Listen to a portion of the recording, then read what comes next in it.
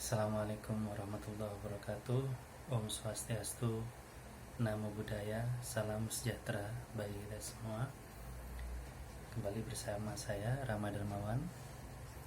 Kali ini saya ingin membahas tentang peristiwa yang baru saja terjadi, peristiwa yang sangat tragis yang terjadi di Amerika Serikat yang menimpa seorang kulit hitam bernama George Floyd yang diduga melakukan tindakan melanggar hukum. Yang saya dengar adalah, yang saya baca adalah tentang pemalsuan uang, kalau tidak salah.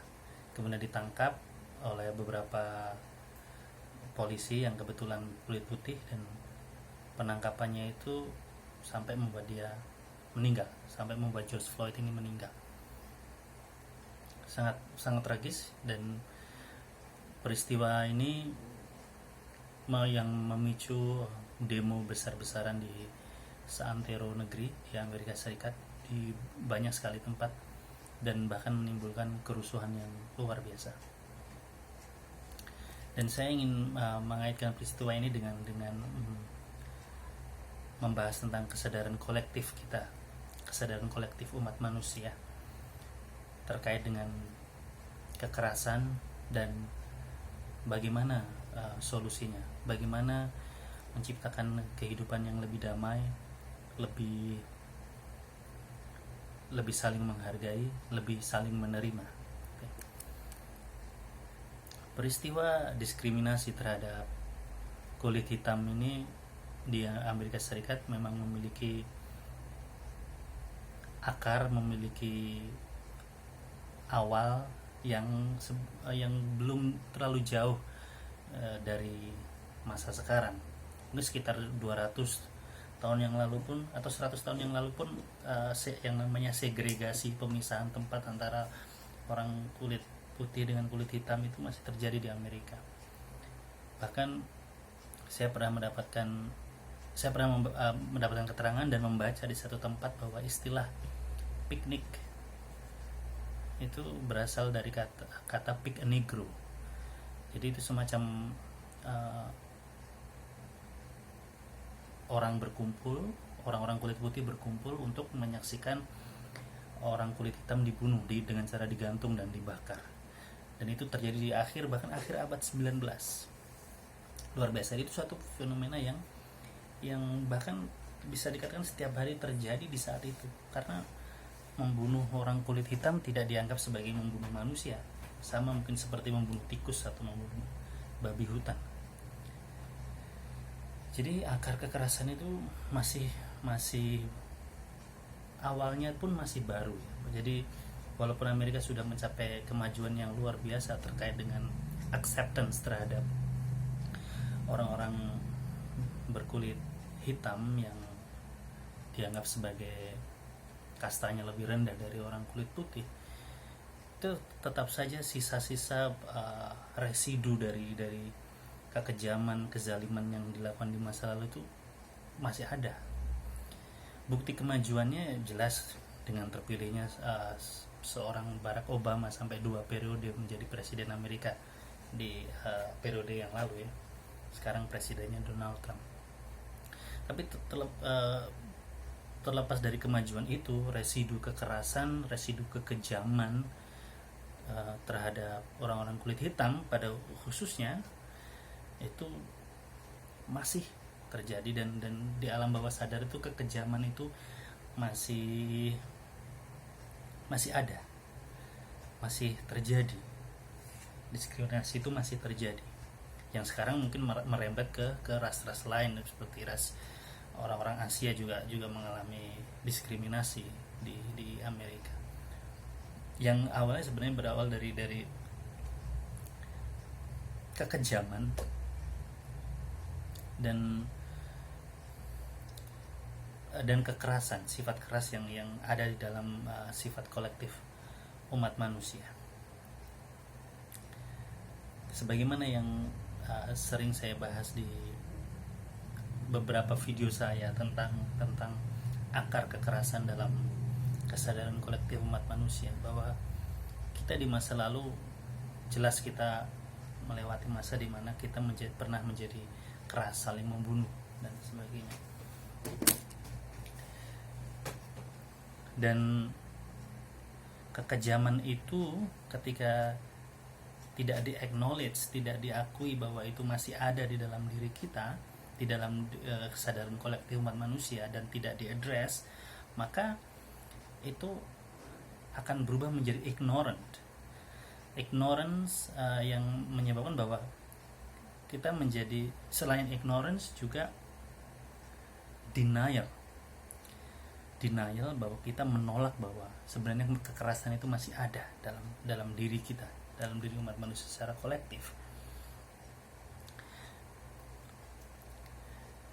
Itulah mengapa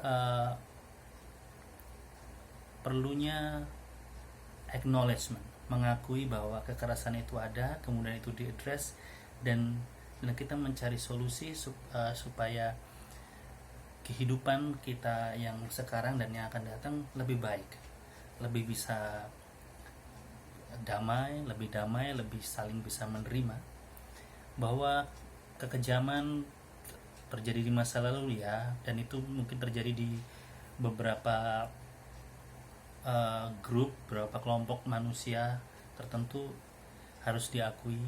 Dan kalau dan kelompok orang yang melakukan kezaliman pun juga harus acknowledge itu, bahwa itu terjadi. Tapi bukan berarti kita lantas berhenti di situ saja dan seolah-olah bahwa kalau gitu harus balas dendam atau apa. Dalam hal ini, dalam kaitannya dengan kasus George Floyd ini, tentunya pelaku mesti mendapatkan hukuman yang setimpal agar asas keadilan bisa berjalan. Tapi yang lebih besar dari itu sebenarnya adalah bahwa residu kekerasan ini, residu membalas dendam ini, ketika kita tidak diadres secara jujur, secara terbuka,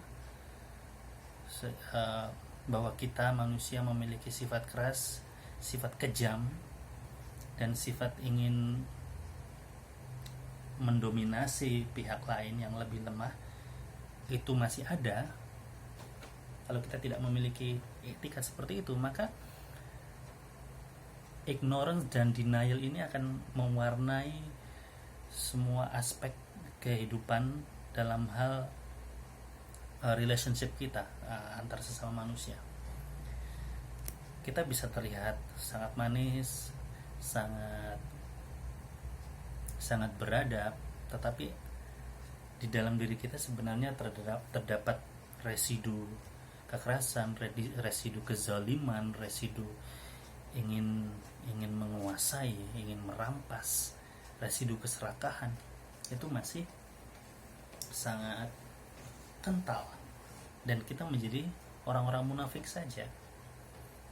Kita semua menjadi orang munafik, dan terbukti bahwa dipicu sedikit saja keinginan kita untuk berkonflik itu langsung muncul, ya. Jadi kalau kemudian ada yang memicu, yang punya di alam bawah sadarnya ada kebencian terhadap orang-orang Islam atau orang-orang Cina atau orang-orang kulit putih, kemudian ketika disentil saja itu langsung keinginan kita untuk berkonflik, untuk berkonfrontasi dengan pihak lain itu muncul sebagai kekerasan yang nyata, yang itu bisa muncul dalam hal bikin status, dalam hal pernyataan-pernyataan kita yang sebenarnya adalah intinya muatan kekerasan itu masih mendominasi hidup kita. Kita menjalankan hidup ini dengan alam sadar yang masih keras, masih kasar, yang merupakan residu dari perjalanan kita sebagai makhluk yang berevolusi dari yang keras menjadi yang lembut, dari yang penuh amarah menjadi yang penuh kedamaian.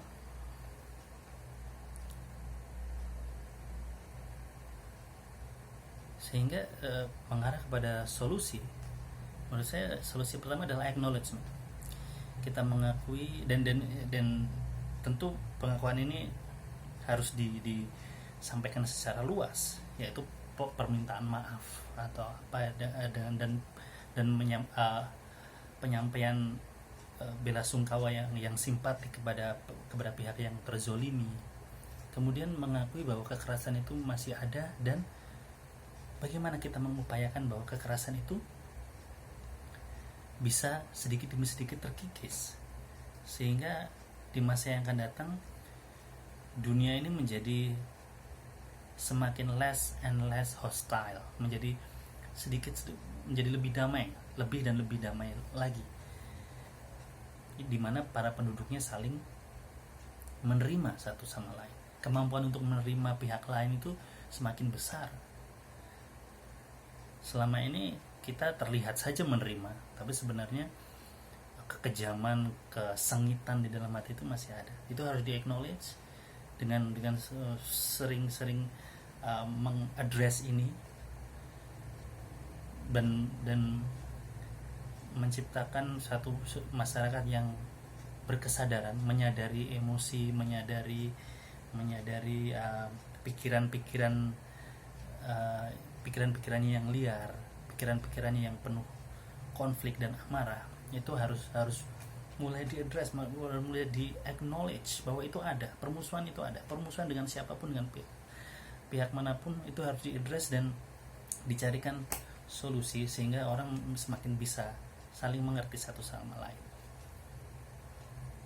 Dan tentunya solusi berikutnya adalah meditasi dalam artian kita mengenali permasalahan yang terjadi di dalam diri dan di luar diri, dan terus mengupayakan solusinya.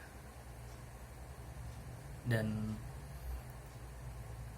solusi itu sebenarnya adalah hidup berkasih sayang, hidup penuh kasih. Dan hidup penuh kasih bukanlah sesuatu yang bisa dengan mudah kita ingin terus kita dapatkan, tidak. Itu merupakan satu pola hidup yang harus diupayakan, harus kerja keras. Orang memunculkan kasih itu tidak mudah. Memunculkan kasih di tengah dengan jiwa yang masih keras, maka perlu upaya, perlu edukasi, perlu saling memahami, saling mengerti, dan terutama harus mengakui bahwa luka yang terjadi pada satu manusia, rasa sakit yang terjadi pada satu manusia itu terjadi pada semuanya sebenarnya. Kalau itu terjadi pada satu kelompok manusia, dalam hal ini mungkin orang-orang kulit hitam, sebenarnya kita pun juga merasakannya karena mereka adalah bagian dari diri kita. Sehingga ketika kita mau mengakui bahwa masalah mereka juga adalah sebenarnya masalah kita, maka solusi itu sudah hampir dekat, karena kita sudah mengakui bahwa masalah itu ada, bahwa kekerasan, bahwa kezaliman itu masih ada di dalam alam bawah sadar kita secara kolektif, dan bagaimana kita mengupayakan hidup penuh kasih, penuh kedamaian, penuh keberterimaan antara sesama anak-anak dari bunda bumi ini. Mungkin itu yang bisa saya sampaikan. Terima kasih. Namaste.